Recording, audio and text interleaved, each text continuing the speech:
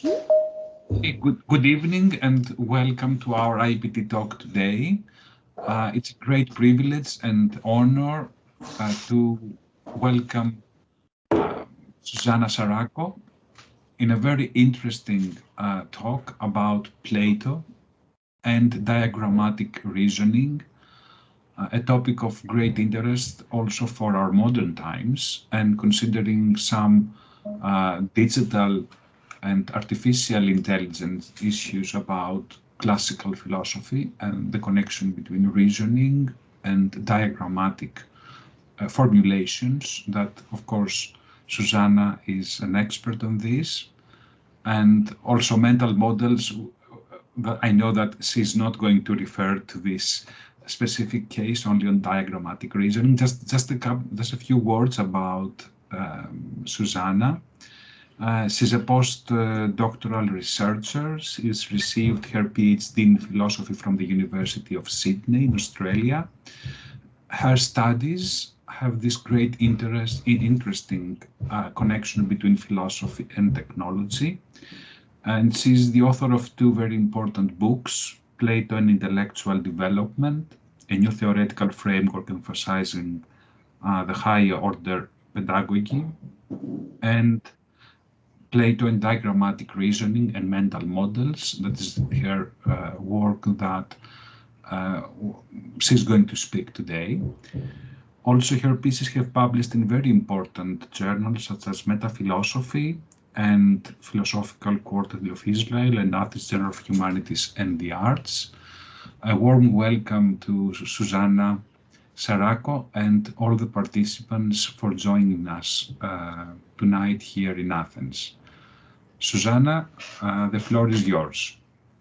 Thanks for having me. I'm very happy to have the chance to talk about the last developments of my research. Today we will discuss Plato and diagrammatic reasoning.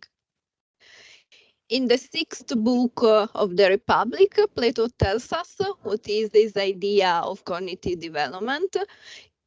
It describes what are the objects that can be grasped at each stage of cognitive development, and what are the rational faculties that help us to understand these objects.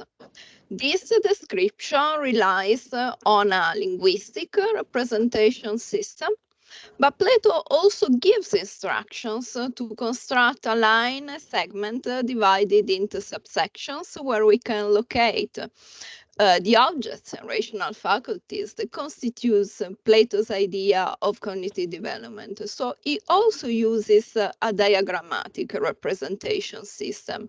Let's keep these two concepts in mind, linguistic and diagrammatic representation systems, and then we will say later why they are important. One more point. I have chosen to show you here the standard the representation of the divided line that starts with two subsections in which we can grasp the intelligible realm, followed by two other subsections in which we can grasp the empirical realm. In fact, for Plato, real knowledge means detachment from the empirical realm. The divided line has been widely commented. I have chosen to show you here just a couple of these comments so that you can get a sense of the flavor of the conversation. For some commentators, the two middle segments of the divided line were not meant to be compared. And also the equality of these two middle segments shouldn't be discussed. According to other commentators, this equality of the two middle segments of the divided line is just the result of contradictory instructions given by Plato. My interest in the divided line is not related to this kind of comments. What I find significant in the divided line is what Plato states in the seventh book of the Republic. In fact, Plato there says that about his idea of cognitive development, And about the divided line that schematizes it, there are many more arguments to make than those that have been discussed so far in his written words. So here Plato states, and I agree with Foley on this point, that we shouldn't stop at his written words. This is in line with what Plato states in the Meno and in the Phaedrus. In fact, in the Meno, Plato explains that learning is recollection. We learn when we recollect, when we remember what is inside ourselves. In the Phaedrus, he emphasizes that written words can be used only as reminders, can be only reminders, because they rely on external signs, on signs that depend on others. So they cannot give us real wisdom, but only the appearance of wisdom. So for Plato, written words are only reminders. They cannot be the final destination of knowledge. Thus, Plato cannot have devised his written words to be textbooks from which we can merely summarize concepts. But in my opinion, Plato has devised his written words as cognitive stimulations of the readers, so that we are called to collaborate with Plato's written text. Plato calls for the collaboration between writer and reader. And this is the way that I have chosen to collaborate with Plato's text. I want to know what the function of the divided line is.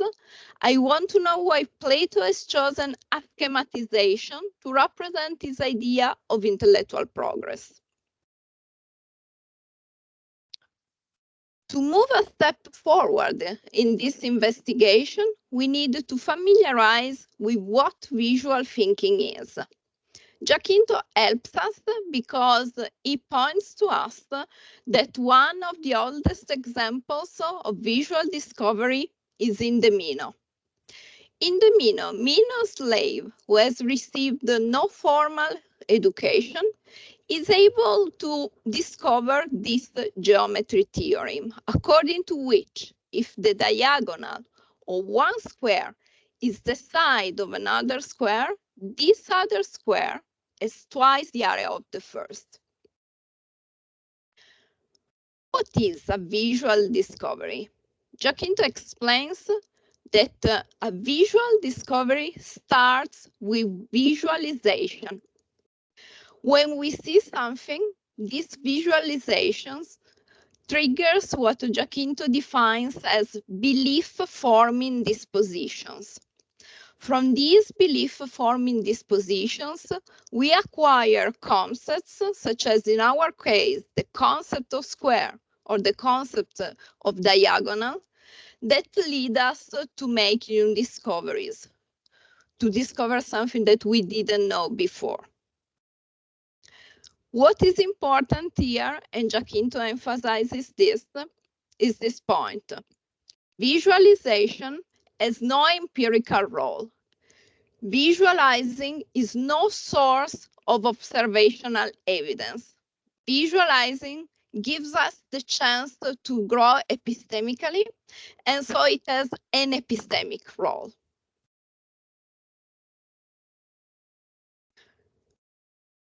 We have a particular kind of visual discovery in the Meno, and Giacinto explains this.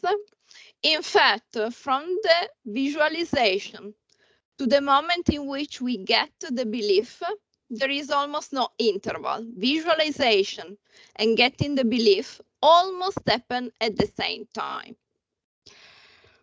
This means, according to Giacinto, that in the subject's prior cognitive state, there was already the state, those dispositions that are triggered immediately by visualization and are the origin of a new visual discovery.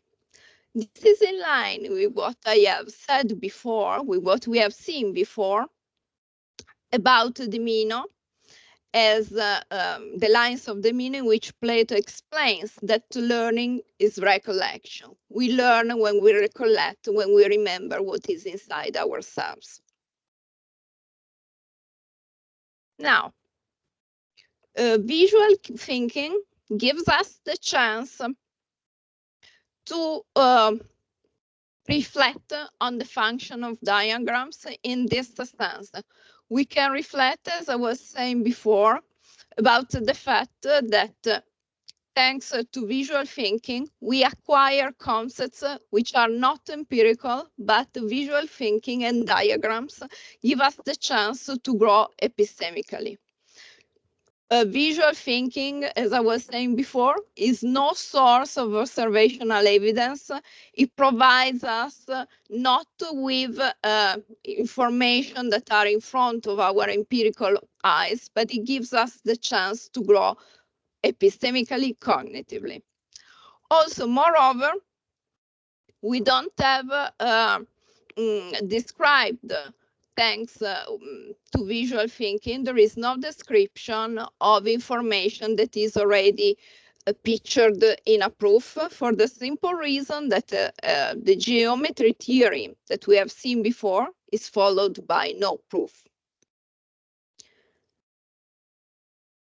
Now, visual thinking also gives us the chance to reflect. And this is very important because thanks to the words of the Meno, so thanks to the dialogical exchange between Meno's slave and Socrates, we have the chance to go through a process that leads to discovery. And we have the possibility to think about what kind of process leads to discovery and what is the role of diagrams within this process of discovery. So this is in line with what I was saying before about Plato's written words as cognitive simulations of the readers, as those texts that have been devised by the author as a collaboration between writer and reader. Now, we want to know more about diagrams as the means of epistemic progress. To do so, we have to come back to the two concepts that I have mentioned at the beginning of my presentation. So the concepts of linguistic and diagrammatic representation systems. As we have seen, Plato describes what are the objects and rational faculties that characterize his idea of intellectual progress. So Plato uses a linguistic representation system, but he also gives instructions to construct a line segment divided into subsections where we can locate these objects and rational faculties that constitute his idea of intellectual progress. So he also uses a diagrammatic representation system. These two concepts are crucial. In fact, heterogeneous reasoning is efficient.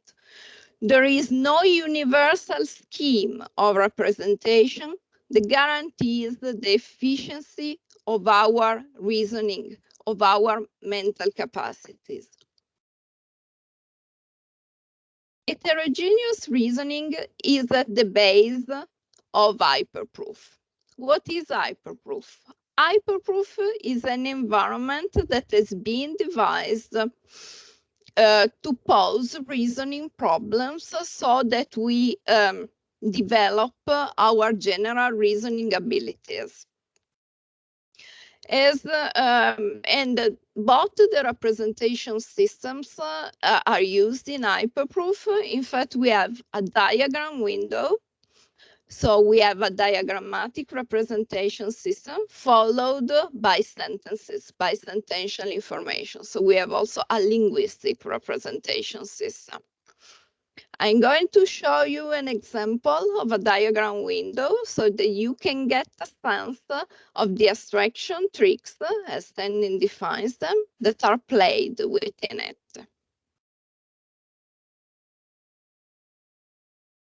So as you can see, this is how a diagram window looks like.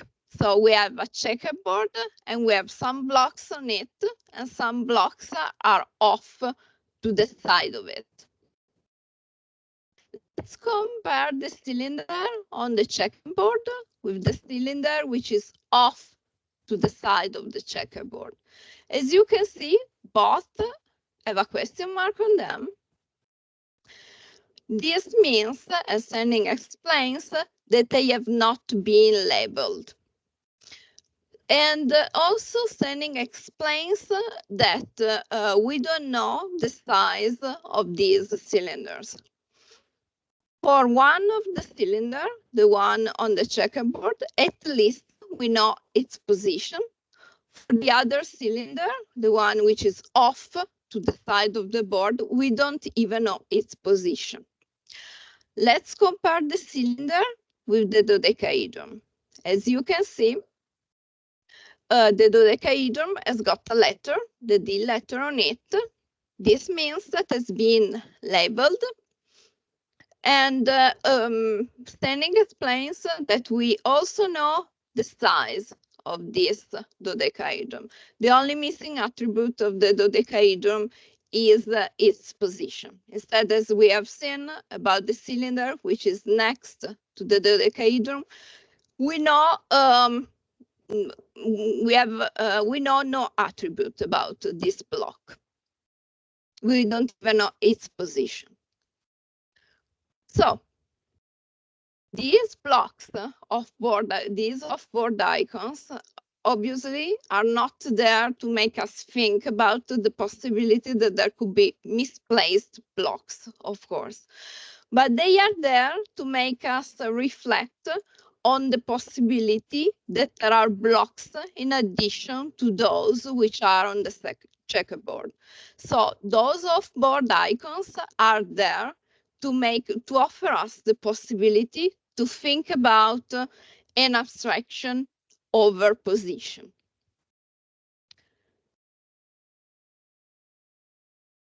Now, as we have just seen, abstraction tricks are crucial to pose reasoning problems, and reasoning problems are fundamental to make us improve our general reasoning abilities till to the point in which we realize that logic is an abstract account of representations.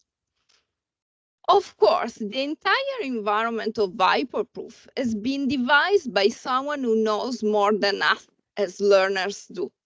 So there is an entire language. There are pre-assigned meanings that have been decided by someone who knows more than us as learners do. But the important point is, and Standing emphasizes this, is that this environment, these pre-assigned meanings, this entire language has been devised to shape a didactic ladder that we can use to progress cognitively. And then when we have progressed epistemically and we don't need anymore this didactic ladder, we can decide to throw it away. So what is the connection between Hyperproof and Plato? As we have seen, Plato tells us what is his idea of intellectual progress. And he gives us the instructions to trace a line segment divided into subsections. So he uses, as we said, a diagrammatic representation system. He gives us a diagram window using the language of Hyperproof. But he also, as we have seen, describes what are the objects and rational faculties that constitute this idea of intellectual progress. So he also uses a linguistic representation system. He also gives us sentential information. What Plato does in the sixth book of the Republic is this. He's posing a reasoning problem, he's posing a logic problem, and the dividing line is a part of this problem. The dividing line is the logic stimulation of the general reasoning abilities of the readers. Plato also plays abstraction tricks on us. In fact, as we have seen, Plato not only gives us, in a sense, a checkerboard with blocks on it when he describes a line divided into subsections and where it tells us where the objects and rational faculties that constitute this idea of intellectual progress should be located. But it also tells us in the seventh book of the Republic that there are many more arguments to make about his idea of cognitive progress and about the schematization, the divided line that summarizes it, than those that have been cited in his written words. So Plato also gives us off-board icons. What Plato is doing is giving us the possibility to reflect, as we have seen before, on the possibility that there are blocks in addition to those which are on the checkerboard, on his checkerboard, which is the divided line, in the sense that Plato gives us the chance to think about the possibility that his words are not the final destination of knowledge, but a stimulation to reach that destination. And of course, as it was the case with Hyperproof, also Plato's words as cognitive simulations of the readers, as I was saying before, also Plato's words, the call for the collaboration between writer and reader, have been devised by someone who knows more than us as learners do. In fact, Plato knows, of course, more than us. But the important point is, as Stanning was emphasizing, that the pre-assigned meanings, the language decided by Plato, has been decided, devised to shape a didactic ladder which has got the scope to make us improve epistemically. And when we have grown rationally, we can decide to throw this didactic ladder away. So we can decide to criticize Plato's words even radically. These are the works that are cited in my presentation. Thanks very much for your patience. Thank you very much, Susanna. I think that there are so many interesting things there, and I would wait. I have a couple of questions, but I think that it's more important to hear the questions of the audience. Okay. Robert, yes, please. Can you hear me? Yes, yes, yes, Robert. Susanna, thank you so much. This is very interesting. It touches on themes of great interest for me. I appreciate it. I'm looking forward to learn more about your work. But what I'd like to do is I'd like to ask a question, and if you feel that it draws us in a direction you don't care to go, that's fine, and we can discuss some other time. I'd like to make a comment. I have one question also. What should I do? Should I stop the presentation and you should see only my face, or what is? Yes, yes, Susanna, I think that this is fine, unless someone wants to refer to your own slides, and that will be better to be maybe I leave it face to face. Yes, just stop sharing. Okay. Yes, that will be fine. Sorry for the interruption. Sorry, Robert. Don't worry. So, as I said, I'd like to make one comment and ask a question. I hope you'll allow my comment to stand. Of course, there are so many different interpretations of the divided line, but one point of view that I think is not objectionable is the view that the model shows us that different cognitive access grants a different object of knowledge, a different object of experience. So icosia grasps icones, pistis grasps zoa, dianoia grasps mathemata, and and then we have eidnai that grasps the eidos or idea, noone. So if you, from that platform, here's the question I'd like to ask. If you consider that the model suggests that every object of awareness is the object of predominantly one level of the line. One level, and then I couldn't hear you anymore. Sorry. One level of. If every object of our awareness is a characteristic experience from one of the levels of the line, then here's the question. On what level of the divided line would the divided line be an object? I think it's a fundamental question for Plato in the sense that on every level, it is a cognitive stimulation. On every level is a cognitive object. On every level is a puzzle for us, to interpret. I have used the diagrammatic reasoning. There are many others. So I think that a level that intersects all the different stages is its epistemic function.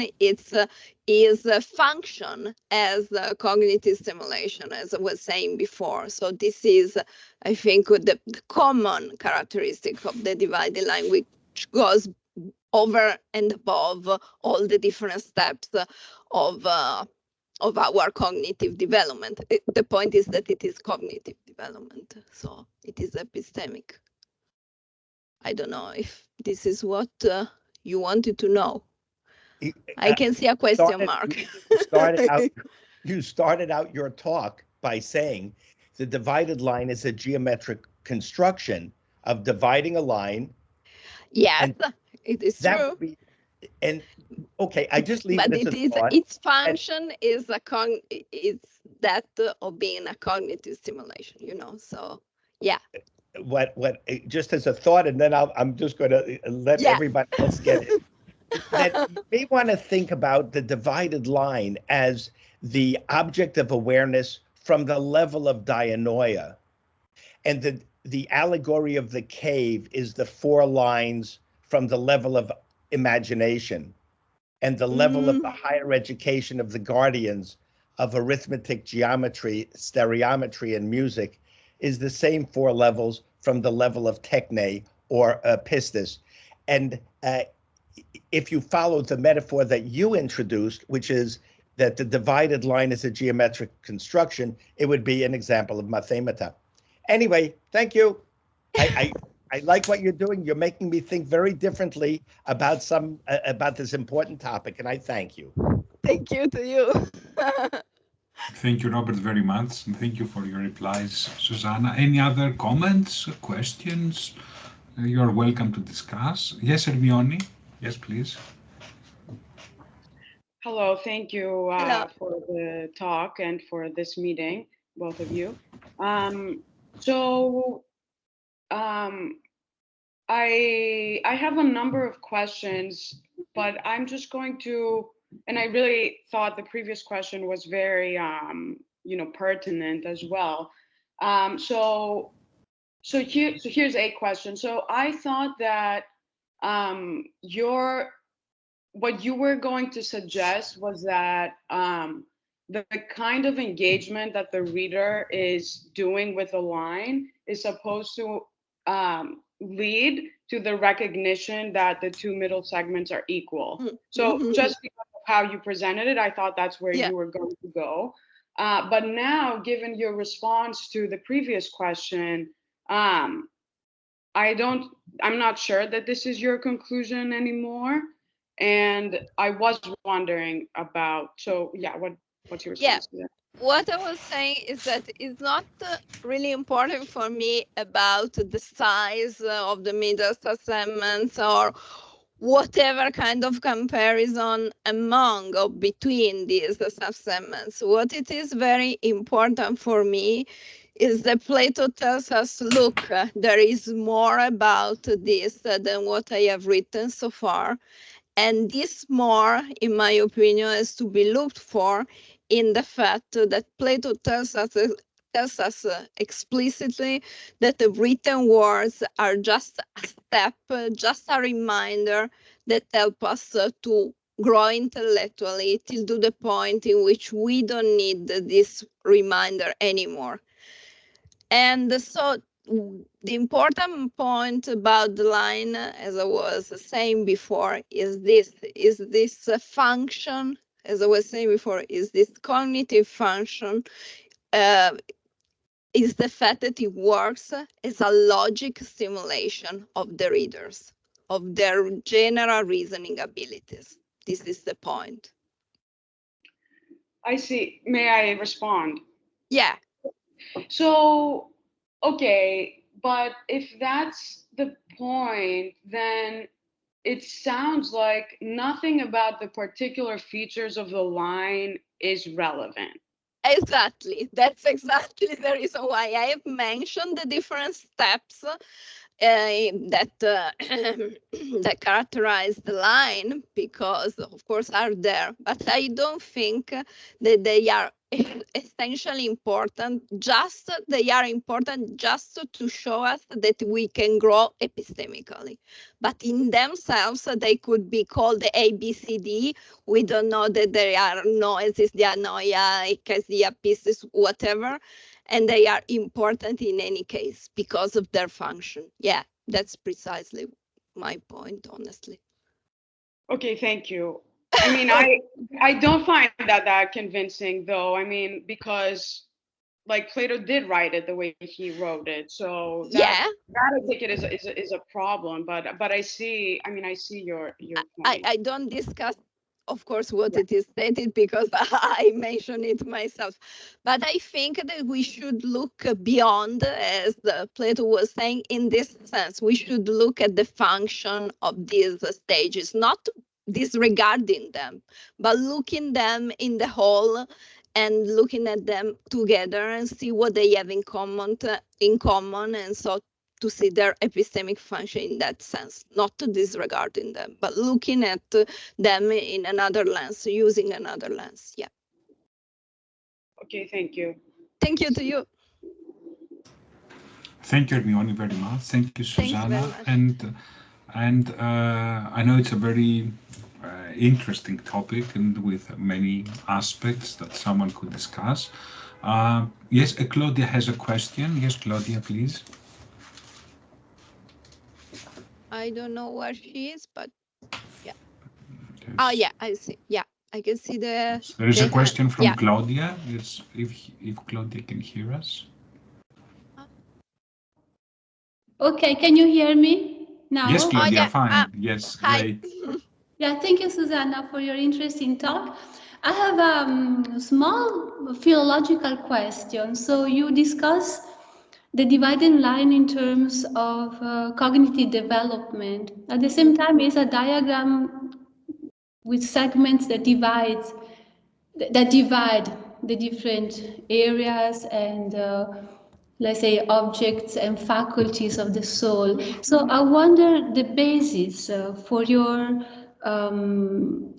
interpretation of development, because it's missing in the it seems to me, at least from a reading of the passage, that Plato is more interested in defining areas and respective objects rather than speaking about the movement up from the bottom, from the eikasia, which is actually from sort of an external viewer would seem an artificial sort of proposition by reading by, because we usually look at at the objects, not at their shadows, right? So I wonder, what's your basis, where you find the basis even outside this image of the divided line for speaking about intellectual cognitive progress and development? Yeah, Plato himself tells us about how we progress when we know when we pass from the stage in which we can grasp only the empirical realm to the stages in which we gradually leave the empirical realm and we grasp then the intelligible realm until we reach the point in which we can begin to investigate the purely intelligible. So this is something that is crucial in Plato, you know, our detachment from the empirical till to the point in which we can investigate and in which we realize that the purely intelligible is the direction where we should look at. So we shouldn't focus our investigations on the empirical, rather we should look at the intelligible and at the purely intelligible. So this is a fundamental passage in Plato's philosophy. So we need to integrate this dividing line with other passages and areas in the Republic. Yeah, sure. Because it seems to give us a very fixed, rigid pattern, let's say, of understanding reality as divided into two realms, but there is no mention, at least in this, in the context of the line of the development. So it's something that we need to read. I wonder whether we need to read it in light of, for instance, the myth of the cave. So there is a network of resonances in the Republic. So it's a dialogue, and of course it's a banal observation, but it's a dialogue that invites also going back and back to what has been said. Okay, thank you. Thank you to you. Thanks very much. Thank you, Claudia, very much for your question. Thank you. And I know this is very important, and Plato's Republic is a text that is always give us inspiration, and I think that this is something that Susanna also is using. And any other comments, any questions that I think that this is very important to clarify some issues. And Robert wants again to ask one more question. Yes, I was stimulated by what Claudia said to see if I could enter in to clarify my point with regard to what I thought was Susanna's great concern, which is how do we get cognitive development and how is it we help people open their minds? And what I was trying to push at is that the divided line, I think, is one. Imagine going up a great ski slope and asking, what do you think it all looks like when you're at the bottom? What does it look like when you're 1/3 of the way up? How about 3/4 of the way and from the top? And in all these cases, the great teachers, at least from my experience, perhaps yours, figured out where I was and how to get me to the next stage. And so maybe in all the Platonic dialogues, there's a wisdom to asking, well, where are we on this line? And how do we get someone from wherever we are to the next step? That's all. Yeah, that's true. And there is also a way in which Plato, as I was saying to Claudia, is pushing us to look, and there is an image about this also in the 7th book of the Republic, where Plato says, look, education isn't putting sight inside yourself because you already have the sight, but your sight is not directed in the right way. So you should direct your cognitive sight in the proper direction. So this is what I'm trying to do in my research. I'm pointing to the fact that Plato states this, and it tells us, look, you are not looking in the right epistemic direction. You should broaden up your horizon, in a sense, you know. Yeah. So this, we are in line. We are on the same page, I think.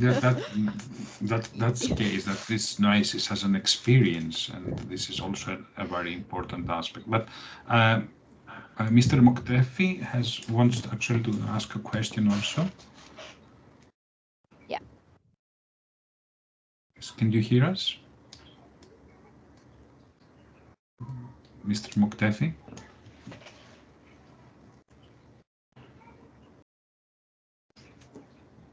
No, perhaps. Perhaps, yeah.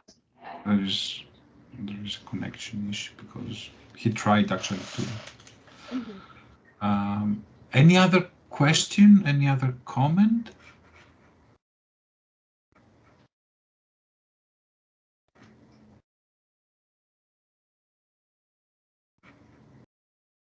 Hermione wants to return to a question with a question. Yes, we are very welcome.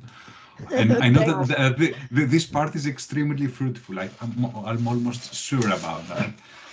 Yes, Hermione, please. Thank you. Yeah, I mean, if there's no other questions, I will ask something else. So, yeah, so on the cognitive development, I mean, one thing I was wondering about is whether you meant to show or say that that in fact the cognitive development is like tracking the segments of the psychic conditions mentioned in the line, and whether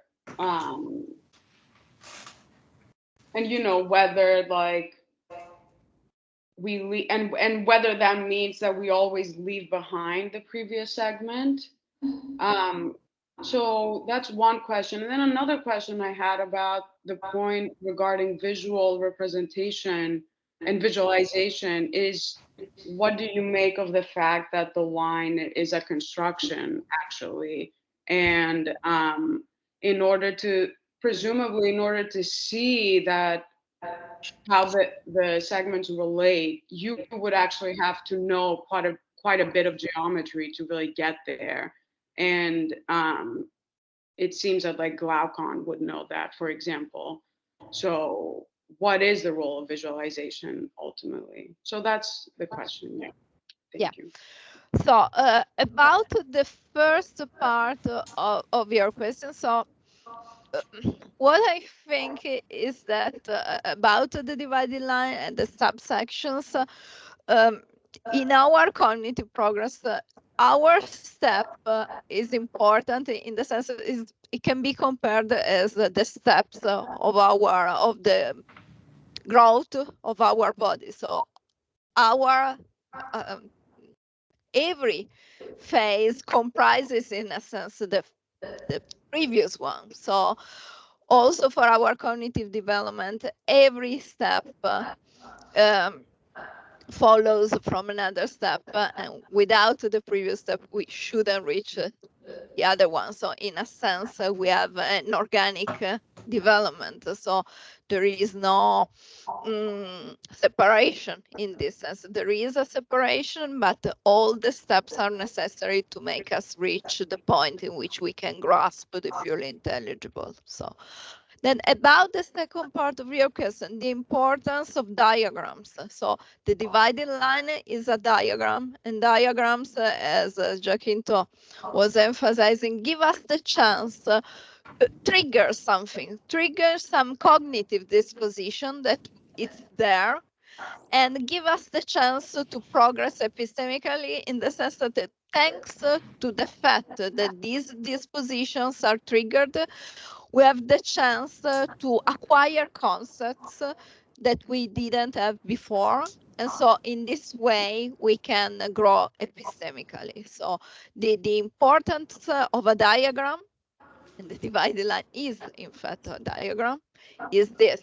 It gives us the chance to visualize something, and visualizing something, we can grow epistemically, because this visualization gives us the chance to triggers these dispositions, and gives us the chance to acquire concepts that we hadn't before. This is the function of diagrams and of visual thinking. Okay, thank you. Thank you. Thank you, Hermione. I don't know if, Susanna, you have the strength to reply to one more question. Actually, I have two questions, but I'm going to stay on one of the two. The first one is, as you presented your arguments, I was thinking about the background of this Platonic reasoners, about the Pythagorean one, but also some reception of this diagrammatic reasoning, I was thinking about Proclus, but I don't dare to ask about this question. Perhaps it's outside of your own research. My question is if you have something to note later on, you are very welcome. That will be very interesting. I really wonder how far we have hyperproofs, we have the belief forming dispositions, we have a specific context, some modern approaches of diagrammatic reasoning, and we have Plato. You suggest that there is something like a connection between the two. We can see the same intentions. And I wonder this isomorphic connection between these two different worlds, what could be these elements? We would say that there might be linguistic, as you said, elements, for instance, in the dialogues of Plato that we can underline. My point is why no one has never thought about the function, as I was saying in one of my slides.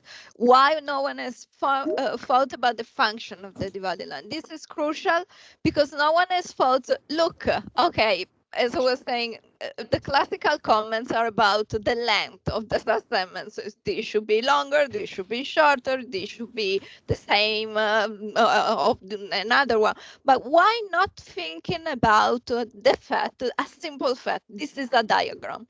A diagram can have a function. A diagram can have a way of stimulating our reasoning abilities that is proper of a diagram. So there is a diagrammatic reasoning. There is something, there is a way to stimulate our reasoning that only a diagram can do. So the fact that Plato has chosen a diagram to render his idea of intellectual progress cannot be an accident. There is a reason, and this reason has to be looked for in diagrammatic reasoning, in its characteristic and in its function. So also the fact that there could be a logic stimulation, that it could be a way to pose a reasoning problem, as Hyperproof does, as a diagram window in Hyperproof does. This could be a way of looking at the line, which is not the usual way, reflecting on its function, on the fact that it is a diagram, and that the diagrammatic reasoning as a way to stimulate our reasoning abilities that no other reasoning has, way of reasoning has. This is so it's not only some isomorphic analogies between these two different worlds. You suggest that there are elements in Plato's intentions that they are very similar to what are the intentions, for instance, within an educational context, that you can find also in Plato and Hyperproof. So which is actually this is really demanding. I think this is something new and original. I'm definitely sure that Plato scholars will be interested in this proposal. This is what I was in this trying subject. to say. Yes, and this is really something new, and for me it's very interesting. I was thinking about the dialogues, for instance, but I think that you focus particularly on the use of the diagrams. Yeah, but also, as I was saying, I interpret the dialogues as cognitive stimulations of the readers because as I was saying, I see the words in which Plato tells us, look, don't stay only within the boundaries that are being traced by my words, not in the sense that there are concepts more important expressed in the unwritten doctrines of Plato or something like that, which is the traditional interpretation of Plato. I think exactly the contrary. I think that the crucial concepts that Plato wanted to express are in the dialogues. But it is very important, very significant, the fact that Plato explicitly tells you, look, these are the things that I want to tell you, but I want also to tell you that there are many more things that you can discover and that you have to discover because my words can be used only as reminders. There is much more that you can do if you use them properly as means, as a didactic ladder to sharpen your reasoning abilities till to the point in which you don't need anymore the didactic ladder that I have shaped for you. This is what I think what is important for me. This is the reason why I think that Plato's written words have been devised, as I said, to make us collaborate with his text, because in my opinion, Plato points to the fact that we shouldn't stop at his written words, because they have been devised, as I was saying, as in the case of Hyperproof, to be a didactic ladder, not to be the final destination of knowledge. And Plato says this explicitly, because, as I was saying, in the Phaedrus, tells us, look, written words give us only the appearance of wisdom. Yeah, this is my point, and also the didactic point, not only cognitive over epistemic. Yeah. Yes, I think the didactic point is very interesting, Yeah. and the stimulation, and the cognitive stimulation, which also has to be compared also with some perceptible limitations. So how diagrammatic reasoning goes to this mathematical and Pythagorean context is a response to this. Then of this course ladder, there is this also ladder of the cognitive realization of the forms. And a very, very important mathematical significance of the divided line, and Robert was pointing to that, and I also speak about this in my book. So there is also a mathematical way to stimulate your logic, as I was saying, your logic and your reasoning abilities in this way. And this is why I use the analogy with Hyperproof, to show you the logic, the mathematical stimulation. Yeah. okay, Susanna, I think that that was extremely many things to consider, to digest in the following hours. Okay, definitely. And Thank you. I wonder if there are. Yes, I agree. We have to deeply to thank you, as Robert said, and thank you all for these wonderful questions and your participation in this event. And that was really a great food for thought. And have a great evening from Athens here, and just a big thank you to Susanna for thank you offering to all us of you for your attention. Thanks very much. Thank you very much. Thank you, Susanna. Thank Thank you. you very much. Thank you. Bye bye, and have a great time and enjoy this evening. Thank Bye. you. Thanks very much. Bye. Bye. Bye. Bye. Have a good evening, if it is evening for you. Yes, because of the relativity of time.